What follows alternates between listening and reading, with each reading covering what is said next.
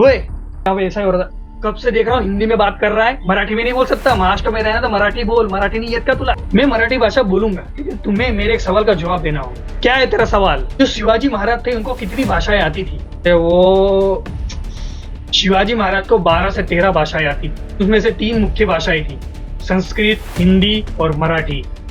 तुम जैसे लोगों की वजह से मराठी सीखने का मन नहीं करता। हेलो, मैं हूँ मिस्टर बीस। कौन है रे वो अंग्रेज? मिस्टर बीस यूट्यूबरों के अंबानी। क्या तुम भी 50 लाख डॉलर कमाना चाहते हो? बस तुम्हें एक चैलेंज पूरा करना होगा।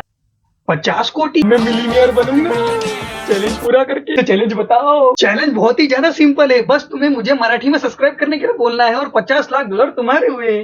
मावशीची गाणी.